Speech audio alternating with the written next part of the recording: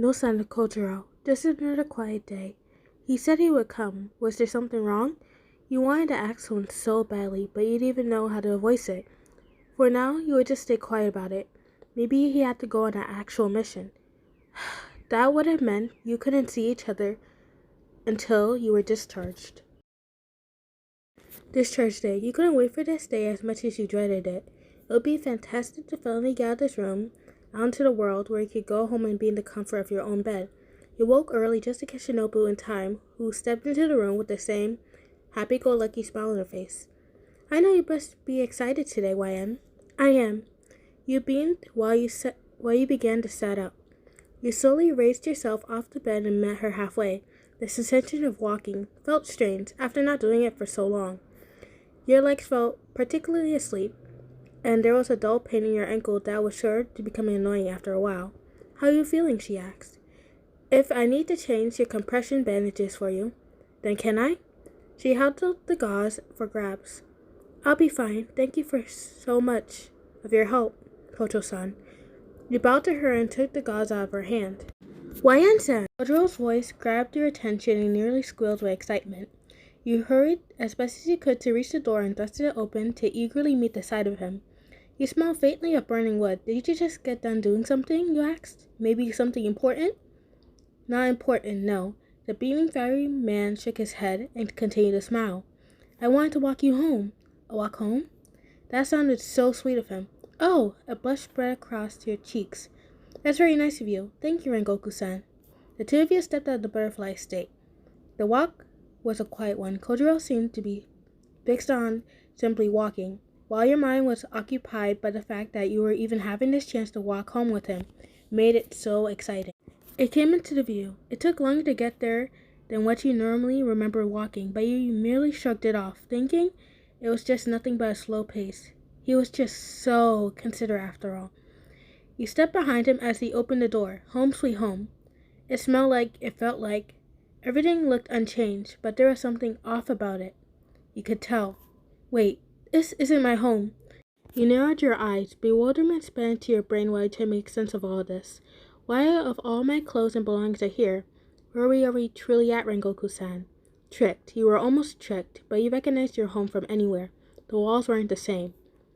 I thought long and hard about this, YN, and I can't keep hiding the truth from you.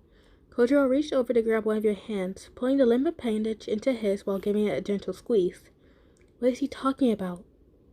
For some time now, I admired you. I like watching you take your daily walks. I like seeing you that you were healthy. I like seeing you that you was taking care of yourself. What? I like seeing the notes that you left for me, playing dumb as if you weren't the ones who left it there.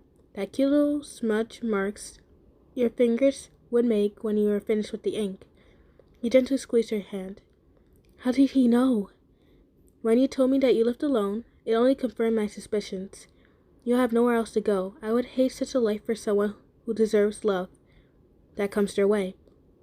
What is he talking about? I thought it would be the best thing to do. He trailed off and take your other hand to his, squeezing both of them as he made his way in front of you. You don't have to love me. All you have to do is trust me. Why? Your lips trembled. You felt sick. Yes, everything, or what you could see of everything, was your home, was inside this single room. But at this time, it wasn't what mattered. You grew up in that home, and you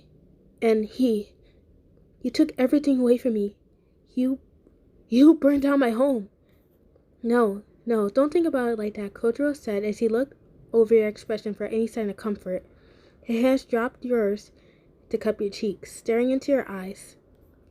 That's not how you should think about it, YN-san. Don't you understand? This will be a new opportunity to start a new life with me. It sounded so deranged, so sick. You could barely have the physical power to shrug him off, but you managed to pull through. You needed to go back. You needed to see what he did to the only place that you had of your family. No, YN, please. You don't want to do this, Kojiro said as he tried to reason to you, as he trailed behind you. You're going to see things that you don't want to see. You don't have to torture yourself on the subject. His hands touched your forearm and gently grasped it. You lashed out at him and ripped your arm out of his grasp. Leave me! Don't you see? You have ruined my life. Kojo stood still. You don't get it, he stammered. Wayan said, I need you. You have the same energy I want in my life.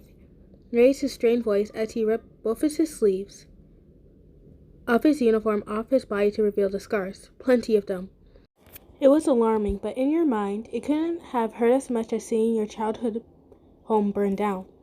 You're speaking like a madman, he scolded him. I don't know why I'm even entertaining someone so delusional. I'll do it. The blade came as a shock as your eyes widened. How would he get his hands on one so quickly? You thought you could even see his arm moving. I deserve it for being such a bad significant other, don't I?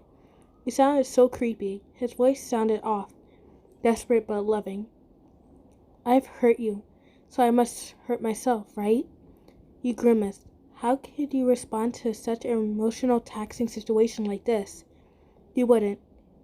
Rengoku said, I don't even know you. But you do, he blurted back. I'll do anything for you, Wayan. I'll just ask you to come back. Walk with me. You don't have to see what happened to your home. You can just be with me, he pleaded. But you didn't listen. You wouldn't. You turned and ran fast and hard as your feet could carry you throughout the forest, into the direction of your home. The scent of something burning helped with your past finding. But it didn't matter. Your ankle started hurting, and hurting. You forgot it was even strained just now. Where the pain became so severe, you ended up toiling over your injury. You fell onto the forest floor and squeezed your eyes shut out of pain. Ow! Ugh, you cursed underneath your breath, clutching your teeth and bowing your head.